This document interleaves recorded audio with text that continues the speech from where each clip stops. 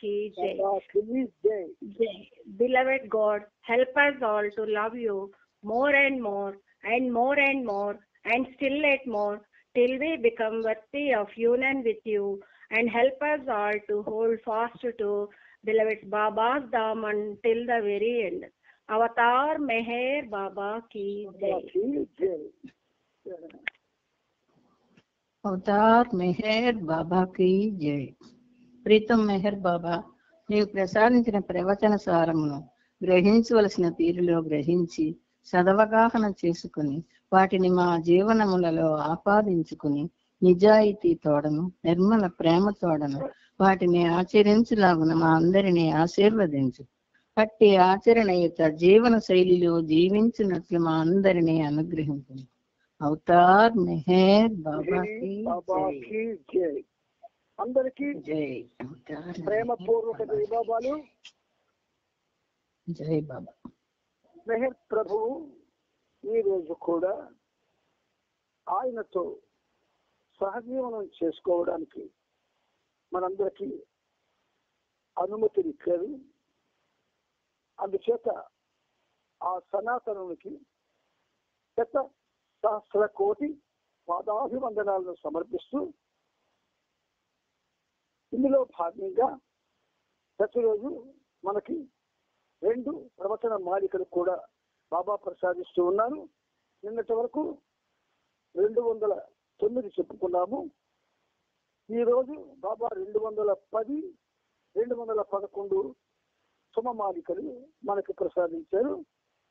అంచేత వాటిని గానం చేసుకుంటూ వాటి యొక్క భావార్థంలోకి మనం ప్రయాణం చేద్దాం.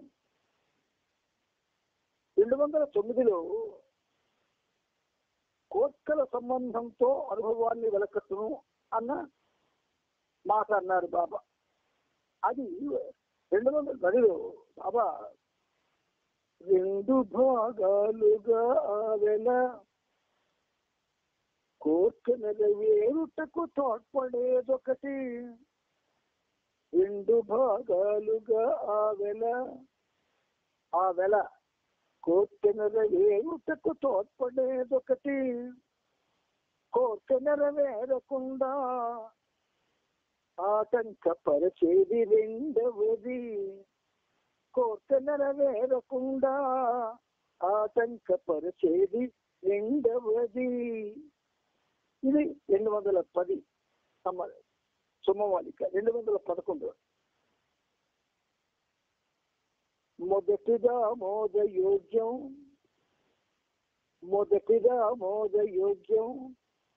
రెండవది ఆమోదయోగ్యం కానిది. మొదటి ఆమోదయోగ్యం, రెండవది ఆమోదయోగ్యం కానిది. 2 వైరుధ్యాలుగా జీవితం విడదీయబడుతుంది. 2 వైరుధ్యాలుగా జీవితం విడదీయబడుతుంది. ఇది 211. ఇది మంచి చెడు అనేటటువంటి అధ్యాయంలోని మనం చెప్పుకున్నటువంటి విషయం. ఇక్కడ కోరిక ఉన్నంత వరకు మానవుడు తన అనుభవాన్ని కోరిక సంబంధంతో వెలకడతాడు అని బాబా అన్నారు నిన్న. దానికి సంధానిస్తూ ఆ వెల, మానవుడు కట్టే ఆ వెల 2 భాగాలుగా ఉంటుంది అంటారు బాబా. ఒకటి కోరిక నెరవేరుటకు తోడ్పడేది. రెండవది కోరిక నెరవేరకుండా ఆటంకపరిచేది రెండవది. ఈ 2 విధాలుగా తన అనుభవాన్ని మానవుడు వెలకడతాడు. అయితే కోరిక నెరవేరుటకు తోడ్పడేది ఒకటి, కోరిక నెరవేరకుండా ఆటంకపరిచేది రెండవది అన్నారు. అంచేత మళ్ళీ 211 చెప్తున్నారు. మొదటిది ఆమోదయోగ్యం. ఏది? కోరిక నెరవేరుటకు తోడ్పడేది ఆమోదయోగ్యం. కోరిక నెరవేరకుండా ఆటంకపరిచేది రెండు. మొదటిది ఆమోదయోగ్యం, రెండవది ఆమోదయోగ్యం కానిది. కోరిక నెరవేరకుండా ఆటంకం చేసేది. రెండు వైరుధ్యాలుగా జీవితం విడదీయబడుతుంది. అంటే మనం బాబాను ప్రేమిస్తున్నాం, బాబాతోనే ఉండాలనుకుంటున్నాం, అందుకని ఏం చేస్తున్నాం? ఆయనతోనే ఉంటున్నాం. ఆయనతో ఎవరికి ఏ అవకాశం ఆయన ఇస్తూ ఉంటే ఆ అవకాశంలో ఉంటున్నారు. అయితే అందులో ఆ అవకాశం కేవలం ఆయన్ను, బాబాని ప్రేమించడం కోసమే వినియోగపడితే దాని పరిస్థితి లేదు. అలా కాకుండా అది ఏదో ఒక అలవాటు చర్యగాను, లేకపోతే అలా చెయ్యాలి అనుకుంటూ చేయడము, దాని మీద బట్టి ప్రత్యేక దృష్టి లేకుండా, అలాగని మనం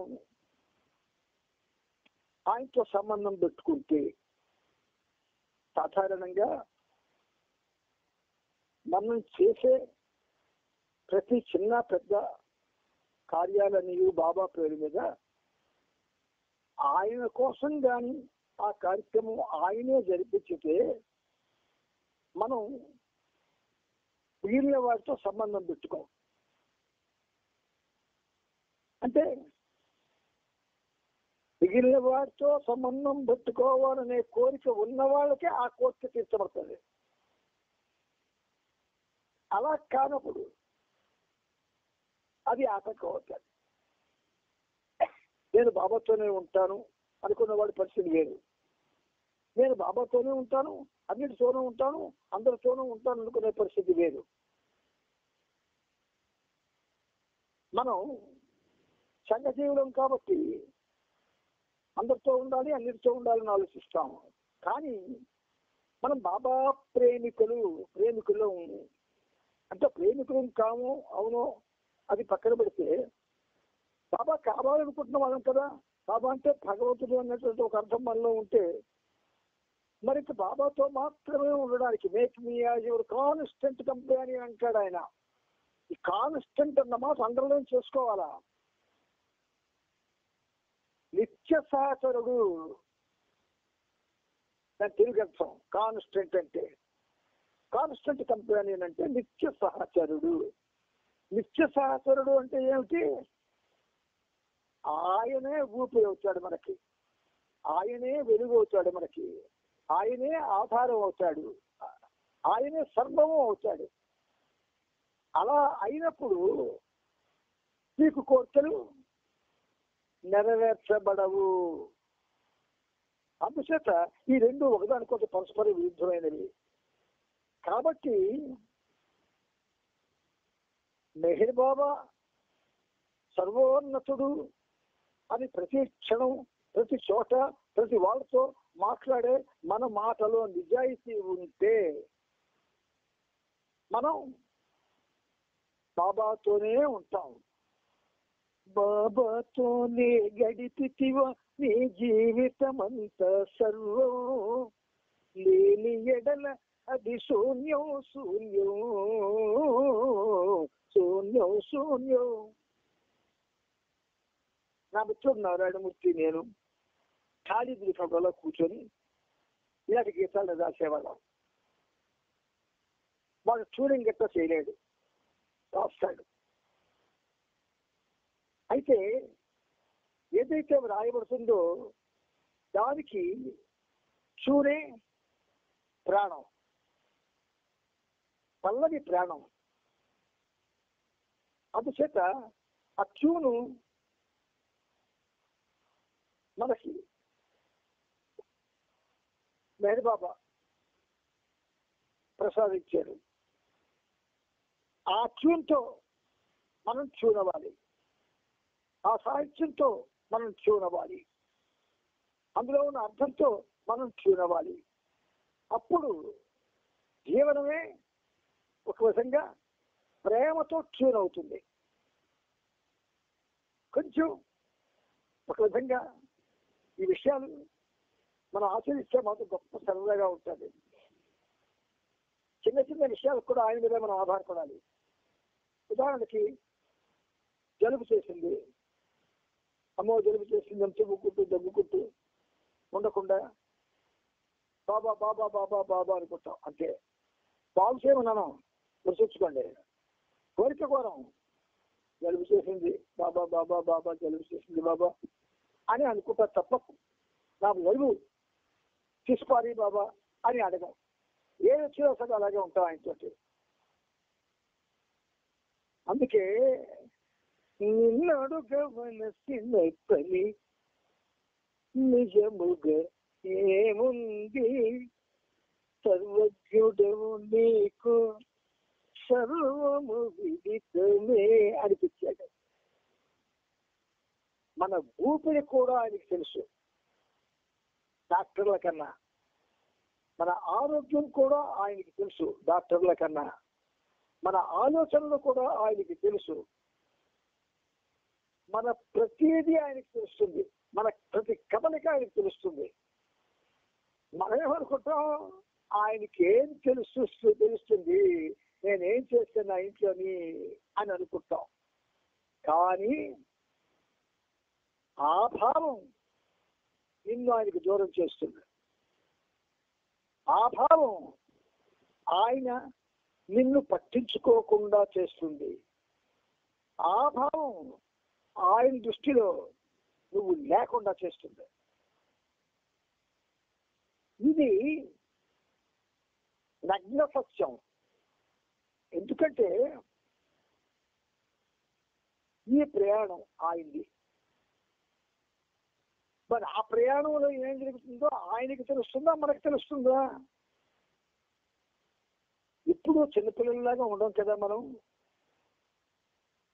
నర్సరీలో నర్సరీ స్టూడెంట్ లాగా ఉంటాం, ఎలిమెంటరీ స్కూల్లో హై స్కూల్ స్టూడెంట్ లాగా ఉంటాం, కాలేజీలో కాలేజీ స్టూడెంట్ లాగా ఉంటాము, యూనివర్సిటీలో యూనివర్సిటీ స్టూడెంట్ లాగా ఉంటాం. అంతేగాని నర్సరీలో ఉన్నట్టు యూనివర్సిటీలో ఉన్నాం కదా. జీవనానికి లేదా మనకి అంటే మానవుడికి ఇవ్వబడినటువంటి దశలు బాల్యం, యవ్వనం, కౌమారం, వృద్ధాప్యం, 4 దశలు. ఈ 4 దశల్లో మనం ఏ దశలో ఎలా ఉండాలో అది కూడా పెద్దవాళ్ళు నిర్ణయించారు, పూర్వీకులు. సరే, పూర్వీకులు మనకి పాత వాళ్ళు కాబట్టి వాళ్ళ మాట వినొద్దు, బాబా మాట వినాలి కదా. అనుక్షణం అహర్నిశం నాతో ఉండండి, you are with me, you are everything అన్న బాబా మాటని ఎవరైతే విశ్వసించి, నాకు కొన్ని విషయాలు అలాగే అలవోకగా బాబా చెప్పిస్తాడు మీకు. పాల్తెపుల్లో నాకు చాలా ఇష్టమైన ఒక వ్యక్తి ఉన్నాడు. ఎవరనుకున్నారు? వెంకట్రావు. ఆయన చిన్నవాడిగా ఉన్నప్పుడు నాకు తెలుసు. పద్మనాభం గారింటికి కార్యక్రమానికి బయలుదేరితే వాడు కూడా వెనకాతలు వచ్చేవాడు. అని నేను వస్తాననుకోలేను. వాడు పెద్దవాడయ్యాడు. బాబా వాడికి ఒక పెద్ద మంచి అద్భుతమైన స్ఫూర్తి ఇచ్చాడు. ఆ స్ఫూర్తితో ఎన్నో రాశాడు వాడు. నేను చాలా సంతోషించాను. I felt that he is my son. వాడి ఒక విధంగా చెప్పాలి, వాడు అన్నయ్య అన్న వాడిని నా బిడ్డలాగే భావించాను.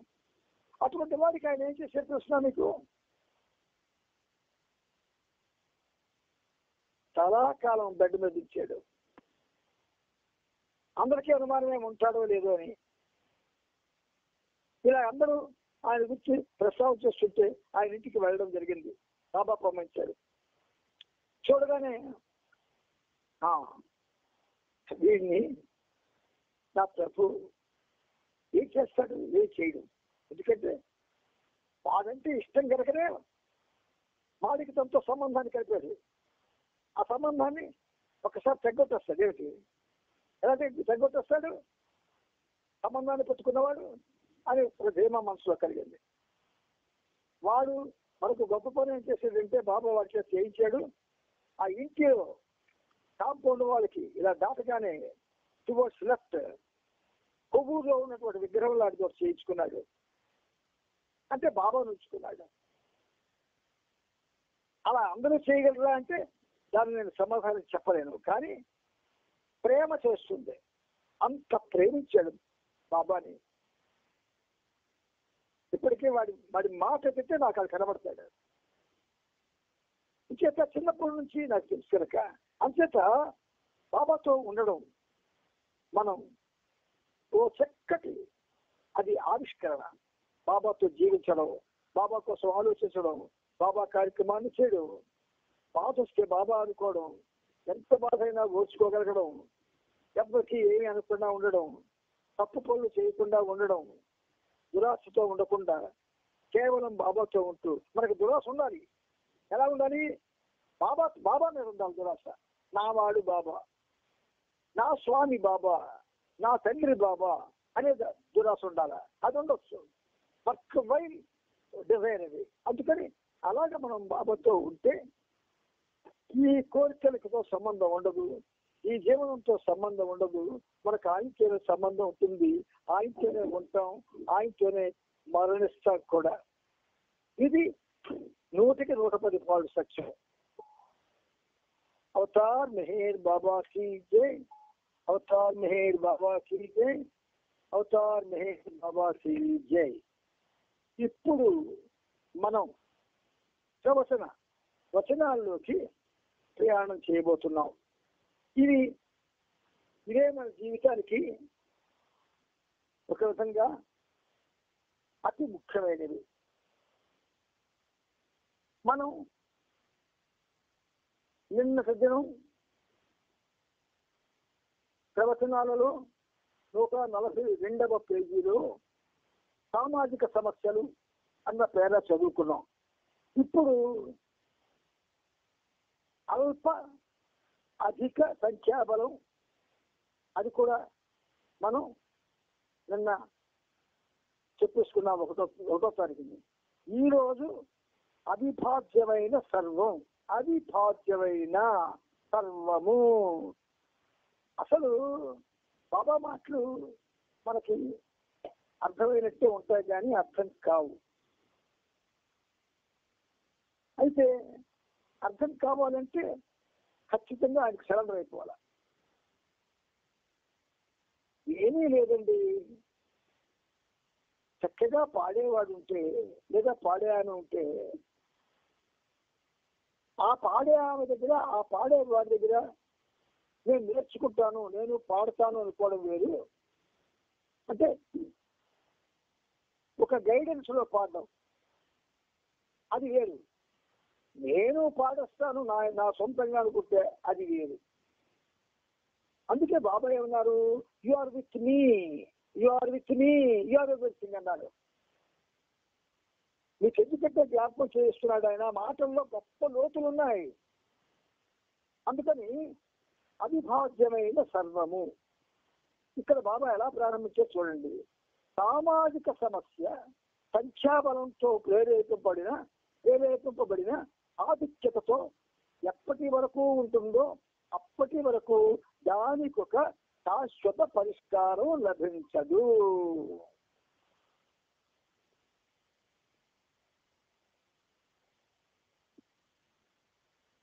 జాగ్రత్తగా వినండి. సామాజిక సమస్య అంటే అందులోనే మన సమస్యలు ఉంటాయి, అందులోనే ఈ ఆధ్యాత్మిక సమస్యలు కూడా ఉంటాయి. అయితే అటువంటిది సంఖ్యాబలంతో ప్రేరేపింపబడిన ఆధిక్యతతో ఎప్పటి వరకు ఉంటుందో. మనలో చాలా మంది బాబా ప్రేమికులు, నేను 50 ఏళ్ళు అయిందండి బాబాని ప్రేమిస్తూ, 60 ఏళ్ళు అయింది అని చెప్తుంటారు. ఈ పనిముఖ్యం జ్ఞాపకం చేస్తుండదు ఆ విషయం. అది గర్వంతో కాకుండా ఆయన కరుణ వలన ఇన్నేళ్లు నేను ఆయనతో జీవనాన్ని సాగించే పరిస్థితి ఆ ప్రభు కల్పించాడు అని అనడం వేరు. నేను బాబా ప్రేమికుడిని, 50 ఏళ్ళ నుంచి బాబా ప్రేమికుడిని, 70 ఏళ్ళ నుంచి బాబా ప్రేమికుడిని. నేను బాబా చూశాను. ఏమిటి చూశావు? 70 ఏళ్ళు ఏమిటి గడిపావు? ఈ ప్రాపంచిక జీవనాన్ని గడుపుతూ పక్కని బాబాని ఒక మూతగా తీసుకున్నావు, అంతేగాని సర్వస్వంగా భావించలేదు. కనుక సంఖ్యాబలంతో ప్రేరేపింపబడిన ఆధిక్యతతో ప్రేరేపింపబడిన ఆధిక్యత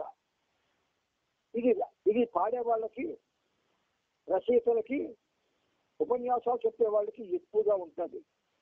ఎందుకు? బ్రహ్మాండంగా చెప్పారండి, బ్రహ్మాండంగా పాడారండి. ఇలాంటి మాటలు వాళ్ళని ఒక విధంగా ఉద్రేకపరుస్తాయి. అందుచేత ప్రేరేపింపబడిన ఆధిక్యతతో ఎప్పటి వరకు ఉంటుందో సమస్య, అప్పటి వరకు దానికి ఒక శాశ్వత పరిష్కారం లభించదు.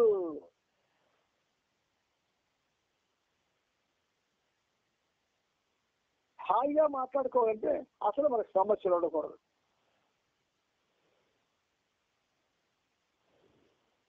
అంటే మనం మెహర్ బాబా ప్రేమికులుగా చలామణి అయితే ఉండొచ్చు, మెహర్ బాబా ప్రేమికురాలుగా జీవిస్తే నీకు సమస్యలు ఉండకూడదు, సమస్య కాకూడదు అది. అందుచేత అలా సమస్యగా ఉన్నంత వరకు దానికి ఒక శాశ్వత పరిష్కారం లభించదు. శాశ్వతమైన పరిష్కారం అందరూ సహజంగా ఒక్కటేనన్న వాస్తవం మరియు సర్వం అవిభాజ్యమైనదే అనే సత్యం వల్ల ప్రకాశింపబడి జ్ఞానం వల్లనే లభిస్తుంది. We are all one. I am within you. We are all one అంటారు బాబా. ఎప్పుడు కూడా ఆయన ఆ మాటల్లో ఒక ప్రత్యేకత, ఒక మార్గదర్శకత్వం ఉంటుంది. అందుకని శాశ్వతమైన పరిష్కారం, మానవ జీవనానికి శాశ్వత పరిష్కారం ఏది? తనను తాను పోగొట్టుకోవడం. వాడు లేనివాడు పోగొట్టుకోవడం అంటే వాడికి ఉనికి లేదు.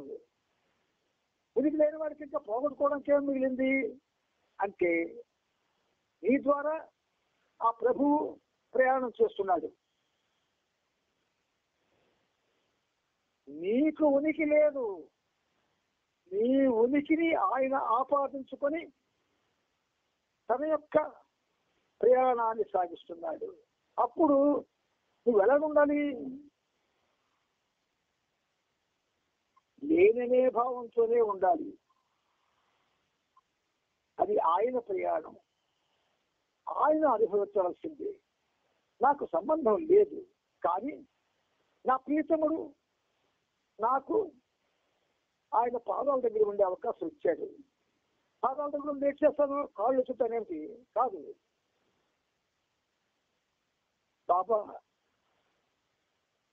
ప్రేమికుడుగా నేను అనుభవంలో కాను, నాకు తెలియదు, కానీ నీ సేవ చేసుకునే భాగ్యాన్ని ప్రసాదించు. నిరంతరం నీ ఆలోచనల్లో ఉంచు. ఎందుకంటే ఉండం, మనం అలా ఉండం. ఏదో ఒక సమస్య వస్తుంది, కానీ గుర్తుంచుకోవాలి.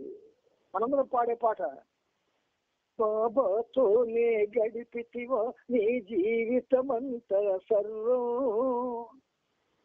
లేని ఎడల అది శూన్యం శూన్యం శూన్యం శూన్యం. ఆ భావన ఈ హృదయంలో సుప్రతిష్టం కావాలి. అలా కాన్నాడు మరి నీకు శాశ్వతమైన పరిష్కారం కానీ అందరూ సహజంగా ఒకటేనన్న వాస్తవం మరియు సర్వం అవిభాజ్యమైనదినే, నీవు అవిభాజ్యుడవు అని ప్రేమలో చదువుతున్నావు. విభజించడానికి వీల్లేదు. You and I are not we but one అంటాడు ఆయన. You and I are not we but one అన్నాడు. ఎలా విభజించేస్తావు? నేను వేరు, బాబా వేరు అని. అంచేత ఆ అవిభాగ్యమైన సత్యం వల్ల ప్రకాశం పడి జ్ఞానం వల్లనే లభిస్తుంది. నువ్వు బాబాతో వేర్పాటు ధోరణిలో ఉన్నంత కాలం కూడా నీది ప్రాపంచిక జీవనమే, మాయా జీవనమే, ద్వంద్వ బ్రతుకే, ద్వంద్వభూయిష్టమైన బ్రతుకే, ప్రేమకు నోచుకోని బ్రతుకే. అందుకే వాద్యకారులు చాలా మంది నన్ను నీ వారిగా చేసుకో తండ్రి అంటారు. బాబా మనకి దేవుడు కాదు, సర్వస్వం ఆయనే. ఆ సర్వస్వం అన్న మాటలో సర్వము ఉంది. అందుచేత మనకి రావాల్సిన జ్ఞానం ఏమిటి? సత్యం వల్ల ప్రకాశింపబడిన జ్ఞానం మనకి రావాలి. సత్యం అంటే బాబాయే. ఆ సత్యం వలన ప్రకాశింపబడిన జ్ఞానం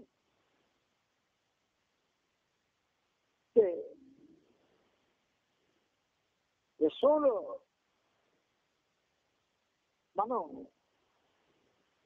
లేకుండా ఉన్నాం, ఉనికి లేకుండా ఉన్నాం. ఉనికి లేకుండా ఉన్నాం అని సంగతి తెలుసు కదా. అందుకని గమ్మత్తుగా నువ్వు నేను ఒకటే అన్నాడు. మనము అనకూడదు అన్నాడు. మనము అనకూడదంటే మనం మనకనే దూరం ఉండిపోయింది. అందరికీ ఉంది, ఎవరో మినహాయింపు లేదు ఉంది. కానీ అయితే సహజంగా నీ గురించి నీకు ఆలోచించకుండా, నీ గురించి నీవు తర్కం చేయకుండా, అసలు లేకుండా నువ్వు కేవలం బాబాతో ఉన్నావు అనుకో, అది ఈ ప్రకాశింపబడిన జ్ఞానం కోసం కాకుండా నీ ప్రవర్తనలో సహజంగా నువ్వు నిరంతరం బాబాతో ఉండే పరిస్థితి వచ్చిందనుకో, ఏది ఆశించకుండా, అప్పుడేమవుతుంది తెలిసిన రివర్స్ అవుతుంది. నువ్వు ఆశించడం కాదు, ఆయన నిన్ను ఆశిస్తాడు. ఎప్పుడైనా మనం ఆశిస్తే భగవంతుడిని అది స్వార్థమే. ఆయన మనల్ని ఆశిస్తే నువ్వు నావాడు అనుకుంటే అందులో ఉన్నటువంటి ఆనందం ఎంత అంతా కాదు.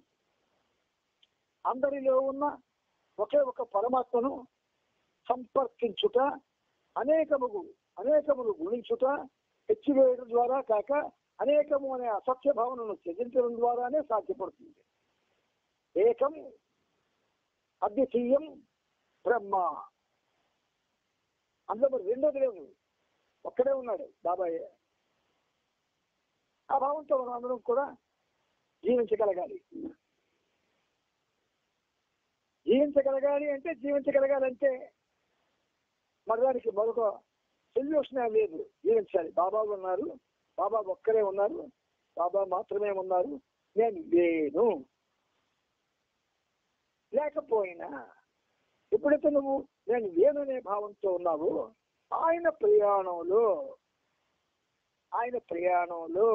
నువ్వు ఉంటావు. లేను అనే భావం ఉన్నప్పుడు. లేకపోతే నువ్వు నీ ప్రయాణంలో నువ్వు ఉంటావు. నీ ప్రాపంచిక సమస్యలు ఉంటాయి, నీ కర్మబద్ధమైనటువంటి ఆలోచనలు, పనులు అన్నీ ఉంటాయి, సంస్కార భూయిష్టమైనటువంటి పనులు ఉంటాయి, కోరికలు ఉంటాయి, అన్ని దరిద్రాలు ఉంటాయి. ఈ దరిద్రాలకి దూరం అవ్వాలంటే ఉన్నది ఆయన ఒక్కడే కాబట్టి నా ప్రభు ఒక్కడే ఉన్నాడు.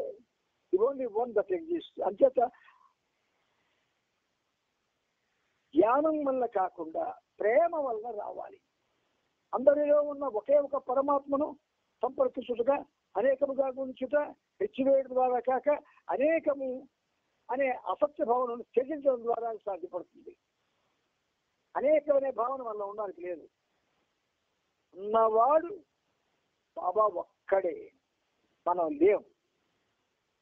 అది మనలో కానీ ఎస్టాబ్లిష్ అయిపోతే ఆయన చాలా సంతోషిస్తాడు. సంఖ్య ఎంత పెద్దదైనా అది పరిమితమైందే.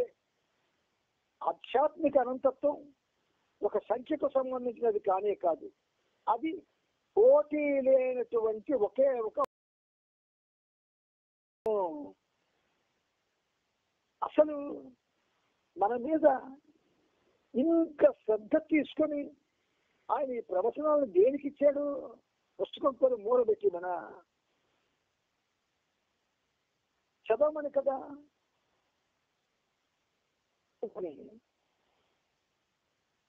నువ్వు ఆయన కోసమే జీవిస్తూ ఆయన కోసమే మరణించడానికి సిద్ధంగా ఉన్నావు అనుకో, ధ్యాసంతో ఎప్పుడు బాబా మీద పెట్టుకున్నావు అనుకో, అప్పుడు ఏమవుతుంది? నీ బాధ్యత ఆయన అయిపోద్ది. అలా చేయకుంటున్నాం, మన బాధ్యత ఆయనకి ఇవ్వకుంటున్నాం. ఆయన్ని విశ్వసించడంలో, ప్రేమించడంలో, విధేయుడిగా జీవించడంలో, సమర్పణాభావం తెచ్చుకోవడంలో మనం ఏమీ శ్రద్ధ చూపించడం లేదు, అశ్రద్ధగా ఉంటున్నాం. అందుచేత ప్రవచనాలు చెప్పవలసి వచ్చింది. ఈ ప్రవచనాలు ఎందుకు బాబా చెప్పారు అంటే ప్రవచనాలు. అందుచేత మనకు ఆయన అందుకే శుభమాలికలు కూడా ఇస్తున్నాడు, ఎక్కడ వచనం మర్చిపోతామని. ప్రియమిత్రులారా, మనం అదృష్టవంతులం, ఏ విధంగా చూసినా అదృష్టవంతులమే. ఎందుకంటే ఈ అవతార కాలంలో మనం ఆయన నాని నిరంతరం తెలిసిపోయినా చెరుపు మరుపుగానైనా చేయగలుగుతున్నాం. అది మన అదృష్టం. తర్వాత మనలో ఎన్ని దురదృష్టకరమైనటువంటి పరిస్థితులు ఉన్నా కూడా వాటన్నిటినీ కూడా వాటికి ప్రాధాన్యత ఇవ్వకుండా బాబాతోనే ఉండాలని ప్రయత్నం చేస్తూ ఉన్నాం. అందుచేత ఒక విధంగా చాలా మంది కన్నా అదృష్టవంతులు.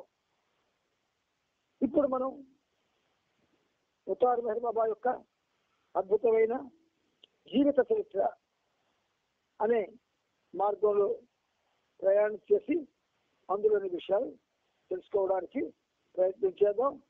మనం ప్రభు చరిత్రం 9వ భాగం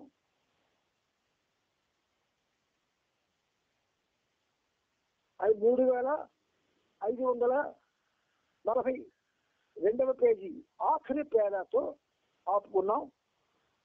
ఆ అధ్యాయాన్ని మనం పూర్తి చేసుకున్నాం. ఇప్పుడు ఈరోజు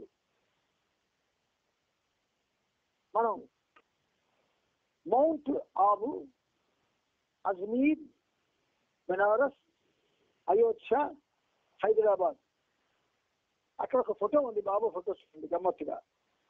9వ వాల్యూమ్ 3543వ పేజీ జ్ఞాపకం ఉంచుకోండి, ఒకసారి చూసుకోండి పుస్తకాలు ఉన్నవాళ్ళు. ఇది అక్కడ బాబా ఎలా కూర్చున్నారు చూడండి. మౌంట్ ఆబులో మెహర్ బాబా 1949వ సంవత్సరంలో. ఈ 1949 ప్రభు యొక్క ఆ చరిత్రలో అత్యున్నత స్థానాన్ని అలంకరించింది. సరే, మన విషయంలోకి వెళ్దాం. కానీ బాబా ఒకసారి చూడండి, ఆ ఫోటో ఎంత బాగుందో. 1949 ఫిబ్రవరి 15వ తేదీన నొరీనా ఎలిజబెత్ వాలు పవార్లను మెహరాబాద్ లో ఉండేందుకు బాబా పంపించారు. మెహరా, మణి, నెహ్రూ, రోహత్ తో కలిసి బాబా కారులో పూనా బయలుదేరి వెళ్ళారు. ఆది సీనియర్ కారు నడిపాడు. ఏరిచ్, మను, కేటీ వీరంతా పూనాలో బాబాతో కలిశారు. అక్కడి నుండి వీరిని బాబాను ఆది సీనియర్ బెల్గాం తీసుకెళ్లాడు. బెల్గాంలోని ఒక హోటల్లో బాబా బస ఏర్పాట్ల గురించి విష్ణుని ముందుగా బెల్గాంకు పంపించారు. ఈ విషయంలో విష్ణు అతని బంధువుల సహాయం తీసుకోమని సూచించారు. ఆ సమయంలో కాకాబరియా సగన్ హైదరాబాద్ లో ఉన్నారు. మిగిలిన పురుష మండలి వారు దిగువ హైదరాబాద్ లోను, శ్రీ మండలి వారు కొండపైన ఉన్నారు. ఫిబ్రవరి 20 ఆదివారం నాడు బైబుల్ తనతో పాటు లాలా బజాజీ కాంబ్రే అనే వంటవాన్ని తీసుకొని మౌంట్ ఆబుకు బయలుదేరి వెళ్ళాడు. వీరిద్దరిని మౌంట్ ఆబులో బాబా సోదరుడు జాన్ కలుసుకున్నాడు. బెల్గాం నుండి బాబా తన పరివారంతో వెంగుర్లా అనే పట్టణానికి వెళ్ళాడు. డాంకిన్ అక్కడ బాబా 4-5 రోజులు ఉండేందుకు అవసరమైన ఏర్పాట్లను చేశాడు. అంతకుముందు 2 సంవత్సరాల క్రితం బాబా ఆ సముద్ర తీరపు ప్రదేశానికి వచ్చినప్పట్లాగానే ఈసారి కూడా సముద్రంలో ఈత కొట్టేందుకు శ్రీ మండలికి అనుమతి ఇచ్చారు. బాబాకు ఈత రాకపోయినా ఒకసారి ఏలిస్తో కలిసి ఆ సముద్రపు నీళ్లలో తిరిగాడు. ఆయన కాళ్ళు మొత్తం ప్రపంచంలో ఉన్న వనరులన్నీ, నీటి వనరులన్నిటినీ, సముద్రాలతో సహా అన్నిటినీ కూడా పవిత్రం చేశాయి. అలాగే పంచభూత సహితమైనటువంటి ఈ పృథ్వీని పవిత్రం చేశారు ఆయన. వెంగుర్లాలో ఉన్న సమయంలో బాబా 5వ భూమికలోనున్న లహామస్తుని మళ్ళీ కలవడం జరిగింది. అతను ఆ ఊరికి చాలా దూరంగా ఒక నిర్మానుష్య ప్రాంతంలో ఉన్నాడని తెలిసి బాబా అక్కడకు వెళ్ళడానికి ఏదైనా దగ్గర దారి ఉందా అని ఏరిచి అడిగారు. దానికి సమాధానంగా ఆ ప్రదేశం వద్దకు వెళ్ళడానికి ఒక దగ్గర మార్గం ఉంది. బయటికి నీరు సముద్రంలో కలిసే ఏటి మార్గమే ఆ దగ్గర త్రోవ. కానీ అదంతా ఉప్పు నీరుతో నిండి ఉంటుంది. దాటడం కష్టంగా ఉంటుంది, దుర్గంధంతో నిండి ఉంటుంది. ఆ ఉప్పు నీటి మడుగులు దాటించేందుకు చిన్న దోణులు ఉంటాయి, వాటిలో ప్రయాణం ప్రమాదకరంగా ఉంటుంది అని వివరాలని వేరుకు అందించాడు. అయితే గంటకు పైగా పట్టే ఆ వంకర దగ్గరగా ఉండే మార్గం ఎందుకు, మనం ఈ దగ్గర దారిగుండానే వెళదాం అని బాబా నిర్ణయించారు. కారును అక్కడే వదిలి ఏర్స్తో కలిసి మార్గం వైపు బయలుదేరాడు. ఏర్స్ దోణులను నడిపే ఒక యువజానుల కొడుకుతో, నేను మీకు ఎక్కువ డబ్బు ఇస్తాను, కానీ మమ్మల్ని దాటించేటప్పుడు చాలా జాగ్రత్తగా ఉండాలి అన్నాడు. దానికి ఆ కుర్రవాడు ఒప్పుకొని ప్రత్యేకంగా కనిపిస్తున్న ఆ పెద్ద మనుషుల కోసం తన దోణిను బాగా శుభ్రం చేశాడు. బాబా తన కోటును విప్పి ఏర్చి అందించారు. కేవలం సాబ్రాను మాత్రమే ధరించి తాటి ముద్దును దులిచిన ఆ దోణిలోకి ఎక్కారు. తాటి ముద్దును దులిచారు. తాచెట్టు బాగా బలంగా, బాగా పెరిగిన, బలిష్టంగా పెరిగిన తాచెట్లు దోణులు చేస్తారు. అటువంటి దోణిలోకి ఎక్కారు. ఏర్చి మంచినీటి సీసా, సబ్బు, ఒక తువ్వాలు, తుడిసేందుకు ఒక గుడ్డ, మరికొన్ని వస్తువులు ఉన్న సత్తిని భుజానికి తగిలించుకున్నాడు. బస్సులను కలిసేందుకు బాబాతో వెళ్ళేటప్పుడు బస్సులకు స్నానం చేయడానికి వారుండే అపరిశుభ్ర ప్రదేశాన్ని శుభ్రపరిచేందుకు ఈ సామాన్లన్నీ అవసరమవుతూ ఉంటాయి.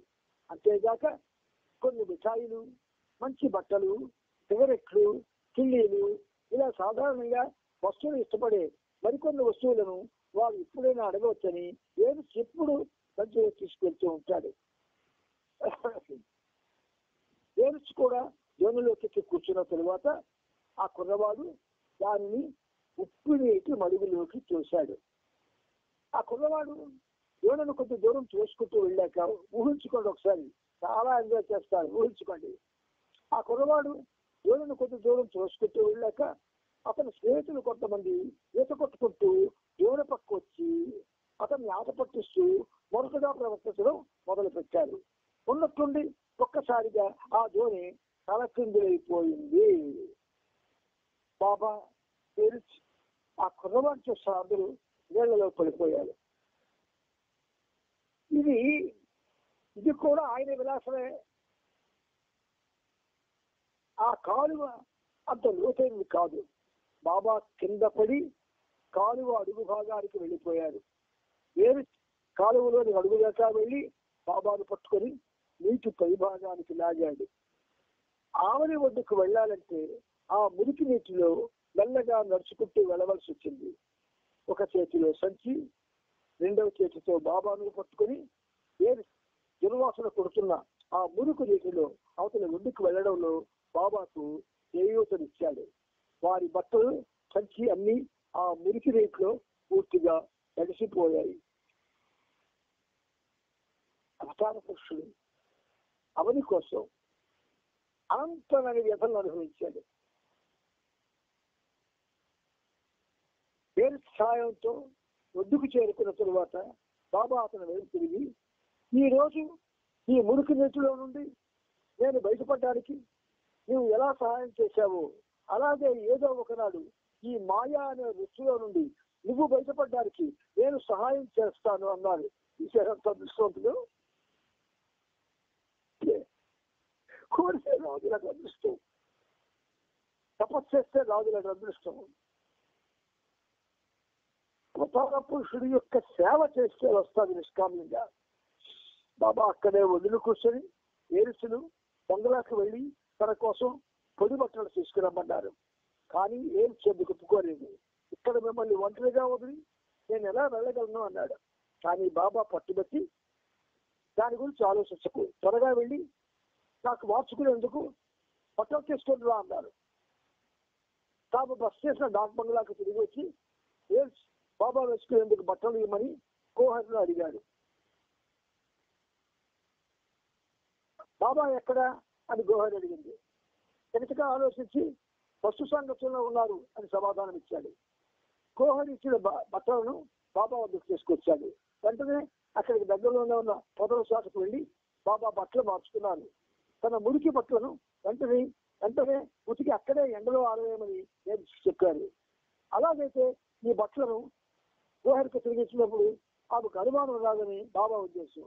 ఆ తరువాత వారు లాల్ మస్తు ఉన్న గడిచెట్టు వెళ్ళి ఆ మస్తును కలిశారు. అతని సాంగత్యం బాబాకు సంతోషాన్ని కలిగించింది. అంబోనీలో కొద్ది రోజుల పాటు ఒక విశ్రాంతి గృహంలో గడిపి ఫిబ్రవరి 27వ తేదీన బాబా పూనా చేరుకున్నారు.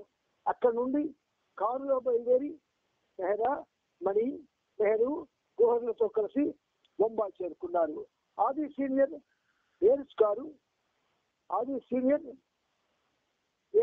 కారు డ్రైవ్ చేశారు. బాబా బృందంలోని మిగతా సభ్యులందరూ పూనాలోనే ఉండిపోయారు. శ్రీ మండలి వారు బొంబాయిలోని నారీమన్ ఆర్నమాజ్ అపార్ట్మెంట్ లో ఉన్నారు. బాబా, ఆది సీనియర్, వీరంతా మేనేజీ ఇంట్లో ఉన్నారు. ఆ మరుసటి రోజు రాత్రి శ్రీ మండలితో పాటు బాబా బొంబాయి నుండి రైలులో మౌంట్ ఆబుకు బయలుదేరి వెళ్ళారు. వారితో ఏరుచు కూడా వెళ్ళారు. అందరూ మార్చి 1వ తేదీకి అక్కడ చేరుకున్నారు. అంతకు ముందే సోదరుడు John, Bible, Gustadji, Donkin, Kakabaria, Vishnu Mount Abu చేరుకున్నారు. బాబా మౌంట్ ఆబుకు చేరుకోగానే విస్తృతమైన బస్సు పర్యటన కొరకు ప్రణాళికను సిద్ధం చేశారు. మస్తులు తనకు కానుకలుగా ఇచ్చిన అనేక వస్తువులతో నిండి ఉన్న పెట్టెలను మస్తుల ఖజానాగా భద్రంగా చూసుకునేవారు బాబా. ఏదో కారణం వలన ఆ మస్తు సంపదలతో నిండి ఉన్న సామాగ్రిని మొత్తం బాబా తనతో పాటే మౌంట్ ఆబుకు తెచ్చుకున్నారు. బాబా అక్కడ ఉన్నంతకాలం ఆ పెట్టెల్ని కూడా గదిలో తనతో పాటే ఉంచుకునేవారు. ఆ తరువాత 2.5 నెలల కాలం బాబా బస్సులను కలుసుకుంటూ ప్రయాణాలు చేస్తూనే ఉన్నారు. ఈ ప్రయాణాలు ప్రత్యేకంగా ఎంతో శ్రమకోర్చి చేయడం జరిగింది. బహుశా మండలి వారికి ఎదురు కాబోయే ఆగస్టు 1949 భూకంపం తమ శ్రమకు ఒక కారణం కావచ్చు. విశ్వ కార్యక్రమంలో ఒక భాగంగా మౌంట్ ఆబులో బాబా చేస్తున్న ఈ కార్యక్రమం మరొక కొత్త కార్యక్రమం ప్రారంభించడానికి ముందు పూర్తి చేస్తున్నారా అని అనిపించింది. బాబా మౌంట్ ఆబుకు వచ్చిన ఒక వారం తరువాత బస్సు కార్యక్రమాన్ని మొదలుపెట్టారు. బైబుల్, ఏరిస్, గుస్తాద్జీ మరియు కాకాబరియాతో కలిసి బాబా మార్చి 7వ తేదీన మౌంట్ ఆబు నుండి బయలుదేరారు. ముందుగా వారు అజ్మీర్ వెళ్ళారు. అక్కడ నుంచి తారాగఢ్ కొండకు వెళ్ళారు. మార్చి 2వ తేదీన పరదాలతో అన్ని వైపులా మూసి ఉన్న డోలీలు మసూద్ చాచాను అజ్మీర్ నుండి తారాగఢ్ కోటకు తీసుకొచ్చారు. చాచాను సుమారు 8 గంటల పాటు తన వద్దనే ఉంచుకొని అతనితో ఒంటరిగా పనిచేస్తూ అతనికి కావలసిన ఆహారాన్ని, మధ్య మధ్యలో టీ, సిగరెట్లను అందిస్తూ తన కార్యక్రమాన్ని నిర్వహించారు. ఆ తరువాత బాబా చాచాతో నా కార్యక్రమం ముగిసింది అని చెబుతూ అక్కడి నుంచి బయలుదేరే ముందు తాను ధరించిన కోటును ఆ గొప్ప మజూర్కు బహుమతిగా ఇచ్చారు. వెంటనే ఆ కోటును చాచా ధరించాడు. చాచాకు ఒక కొత్త తలపాగాను మనకు దుప్పట్లు కూడా బాబా కానుగ్గా ఇచ్చి ధోనీలు అతను నివాసం ఉంటున్న అజ్మీర్కి పంపించేశారు. అదే వారిద్దరి మధ్య జరిగిన ఆఖరి సమావేశం అయ్యింది. ఆ రోజు రాత్రి తారాగఢ్ కోటలోనే గడిపి మరునాడు కొండపై నివసిస్తున్న 44 మంది వితంతువుల బృందాన్ని కలిసి వారిలోని ప్రతి ఒక్కరికి బాబా 5 రూపాయలను తన ప్రేమ కానుగ్గా ఇచ్చారు. మార్చి 10వ తేదీ ఉదయం 5 గంటలకు తారాగఢ్ కొండ దిగి రైలులో బాబా కిషన్గఢ్ కు వెళ్లారు. కానీ బాబా కిషన్గఢ్ లో కలవాలనుకున్న బస్సు ఈ మధ్యనే ప్రాణాలు వదిలాడని తెలిసింది. అందువల్ల వెంటనే అక్కడ నుంచి బస్సులో సోజత్ కి బయలుదేరారు. అక్కడ 6వ భూమికి చెందిన సత్పురుషులైన బస్సు నూరు బాబాను కలిశారు. అక్కడి నుంచి మౌంట్ ఆబుకు తిరిగి వెళ్తూ దారిలో ఆబూ రోడ్ అనే పట్టణంలో ఆగి మార్చి 11వ తేదీన ఖుదా బక్ష్ అనే బస్సుతో సాంగత్యం చేశారు. ఇక్కడ ఒక ఫోటో చూడండి బాబాది. 1949 మౌంట్ ఆబు బంగ్లాలో విశ్రమిస్తున్న బాబా. కొంచెం డార్క్ గా ఉంది కానీ బాబా సరిగ్గా కనిపిస్తున్నారు. ఆ బస్సు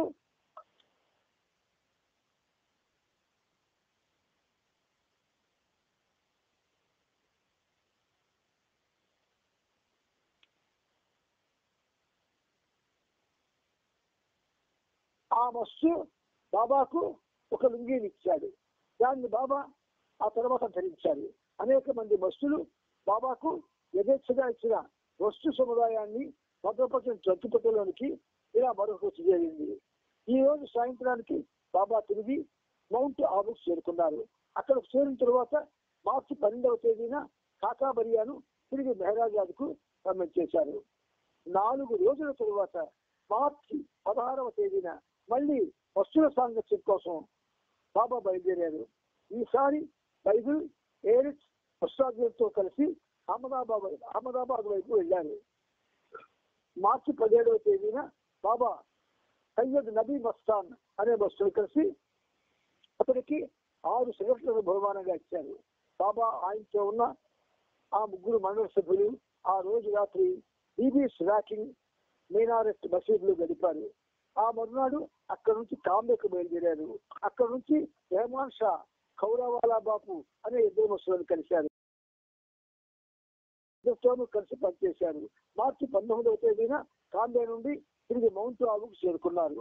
ఒక వారం తరువాత మార్చి 26వ తేదీన మౌంట్ ఆబు పట్టణానికి 4 కిలోమీటర్ల దూరంలోను ఎత్తైన ఆబు పర్వత శ్రేణికి దగ్గరగాను ఉన్న ఉరియా గ్రామంలో అతి సాధారణమైన ఒక చిన్న గుడిసెలో ఉంటున్న మహాయోగి అయిన మాత్రగిరి మహారాజును బాబా మరొకసారి కలిశారు. వయసును జయించిన ఆ యోగిని కాలం కూడా తాకలేకపోయినట్లు కనిపిస్తోంది. బాబాకు మండలి వారికి తారసపడ్డ ఆ ఒక గ్రామస్తుడు ఆ మాత్రగిరి మహారాజు గురించిన కొన్ని కథలు వినిపించాడు. ఆ గ్రామస్తుల వయస్సు దాదాపు 40 సంవత్సరాలు దాటి ఉంటుంది. అతను చిన్న పిల్లవారిగా ఉన్నప్పటి నుంచి ఆ యోగి తనకు గుర్తున్నాడని, తనకు ఓతర స్నేహం 40 సంవత్సరాల నుండి ఆ యోగి భాష శ్లోకంలో ఎటువంటి మార్పు రాలేదని చెప్పాడు. మాత్రగిరి చాలా పొడుగ్గాను పక్కపక్కన శరీరాకృతితో కేవలం కౌపీనం మాత్రం ధరించి ఉండేవాడు. చాలా పెద్ద వయస్సు వాడున్న మాటలో సందేహం లేదు. అయినా ఎక్కడ ఒక తెల్ల వెంట్రుకు కూడా లేని నల్లని జుట్టుతో దిగరగలాడే నల్లని శరీర ఛాయ కలిగి ఉంటాడు. అతని నేత్రాలు లోతుగా ఉండేవి. చూపులు మాత్రం తీక్షణంగా చొచ్చుకుపోయేటట్లు ఉండేవి. అయితే ఇలయ స్వామి కళ్ళ మాదిరి కాకుండా ఇతడు చూపు ఎవరిని ఇబ్బంది పెట్టేది కాదు. ఎందుకంటే ఇతడు చూస్తున్నప్పుడు అది ఒక సాధుపుంగమని దయావీక్షణం లాగా అనిపించేది. మార్చి 27వ తేదీన అబూ రోడ్ లో ఉన్న సూక్ష్మ చైతన్యం గల గణపత్ అనే మస్తుతో సెటిల్ కాన్షియస్ మస్త్ అతడు బాబా సాంగత్యం చేశాడు. ఆ మస్తు ఊరు బయట ఒక చెట్టు కింద నివసిస్తూ ఉండేవాడు. బాబా అతన్ని దగ్గరలోనున్న బావి దగ్గరికి తీసుకువెళ్లి స్నానం చేయించి కొత్త లుంగీలు కట్టారు. బాబా తన సిల్క్ కోటును కొంత డబ్బును అతనికి కానుగ్గా ఇచ్చారు.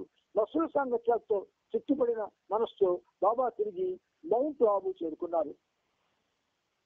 కొన్ని సూచనలు ఇచ్చి డాంకిన్ను బాబా హైదరాబాద్ పంపించారు. ఆ సూచనలో ఒకటి, బాబా బస్సు ప్రయాణాలలో వాడుకునేందుకు వీలుగా రాణోగేరి దగ్గరున్న చలన కళ్ళజోళ్లలో మేలైన ఒకదాన్ని బాబా కోసం తీసుకురావాలి. అతన్ని 2 వారాల తర్వాత ఏప్రిల్ 15వ తేదీన తిరిగి రమ్మన్నారు. మార్చి 29వ తేదీన బాబా మౌంట్ ఆబుకు 2 మైళ్ళ దూరంలో ఉన్న టిల్వారా అనే గ్రామానికి నడిచి వెళ్ళారు. అక్కడ ఒక గుహలో 40 సంవత్సరాల నుండి నివసిస్తున్న సూక్ష్మ చైతన్యపు యోగి బెంగాలీ బాబాతో బాబా సాంగత్యం చేశారు. మౌంట్ ఆబులో బాబా హరిదాస్ బాబా నిర్వాణ్ అనే భక్తులు కలిశారు. అతను కూడా సూక్ష్మ చైతన్యం ఉన్న వస్తే ఆయన వంగిపోయిన నడుంతో తిరిగిపోయిన కౌపీనంతో ఉన్నాడు. వయస్సులో పెద్దవాడు. చాలా జిగుప్సాకరమైన పరిస్థితుల్లో నక్కీ సరస్సు పక్కన ఒక రాతి గద్దెపై కూర్చుని ఉన్నాడు. బాబా అతనితో కూర్చున్నప్పుడు హరిదాస్ వెచ్చి ఏడుస్తూ తన గురించి ఈశ్వరుని సునకముగా చెప్పుకున్నాడు. ఆ బస్సు ఈశ్వరుని సునకాన్ని నేనని చెప్పుకున్నాడు. ఇక్కడ చిన్న కవితలాగా రాశారు. ఓ ఈశ్వరుని సునకమా, ఓ ఈశ్వరుని సునకమా, ఈ శక్తివంతమైన వినయశీలుడైన దిగంబరమస్సు, ఈ శక్తివంతమైన వినయశీలుడైన దిగంబరమస్సు భగవంతుని ముందు తన అయోగ్యతను వ్యక్తం చేస్తున్నాడు. భగవంతుని ముందు తన అయోగ్యతను వ్యక్తం చేస్తున్నాడు. కానీ అదే సమయంలో భగవంతుని పట్ల తన సంపూర్ణ విశ్వాసాన్ని కూడా వ్యక్తపరుస్తున్నాడు. కానీ అదే సమయంలో భగవంతుని పట్ల తన సంపూర్ణ విశ్వాసాన్ని కూడా వ్యక్తపరుస్తున్నాడు. అతనిలో అనగానే ఉన్న వేదన ఒక్కసారి పెళ్లిబుకింది. ఆ వేదంతో దాదాపు 15 నిమిషాల పాటు బాబాను అడ్డుపట్టుకుని ఉండిపోయాడు. అలా కొంత సమయం తరువాత బాబాను అక్కడి నుంచి వెళ్ళనిచ్చాడు. మార్చి 31వ తేదీన ఆది సీనియర్ నారీమన్ బెహర్జీ మరియు ఫ్రెంచి అనే పిల్లవాడు మౌంట్ ఆబుకు చేరుకొని అక్కడ 2 రోజులు ఉన్నారు. బాబా ఆదేశానుసారం ఆది సీనియర్ అంతకు 3 వారాల ముందు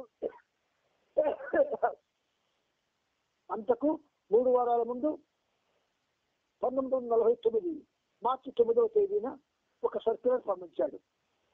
ప్రేమికులు తమ ప్రాంతాల్లో ఉన్న బస్సులు, సాధువులు, సత్పురుషులు మరియు మహాత్ముల గురించి వివరాలు కానీ, అక్కడ జరిగే మతపరమైన సమావేశాల గురించి కానీ, ఆధ్యాత్మిక మేళాల గురించి కానీ, అవి జరిగే తేదీల గురించి తెలియజేయవలసిందిగా ఆ సర్క్యులర్ లో చేశాడు. ఆ సర్క్యులర్ కు ప్రతిస్పందిస్తూ ప్రేమికులు ఇచ్చిన సమాధానాలను, వివరాలను ఆది సీనియర్ బాబాకు నివేదించాడు. 2 రోజుల తరువాత ఏప్రిల్ 2వ తేదీన ఆది సీనియర్ నారీమన్ మరియు మెహర్జీ మౌంట్ ఆబు నుండి వెళ్ళిపోయారు. కానీ ఫ్రెంచి మాత్రం మరికొన్ని రోజులు బాబా కోరిక మేరకు అక్కడే ఉండిపోయాడు.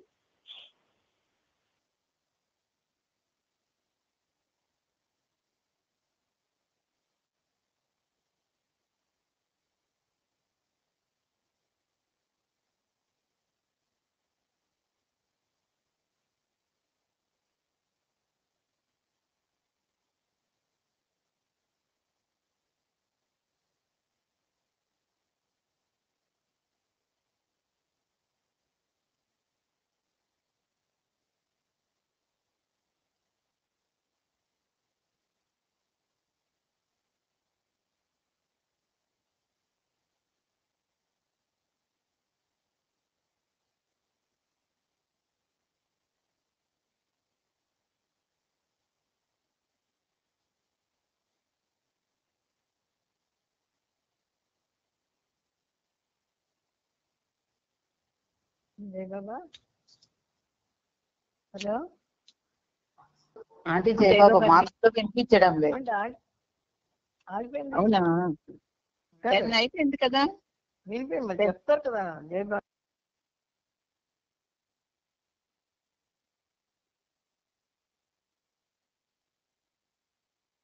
కట్ అయిపోయారేమో బాబాయ్ ఏమన్నా.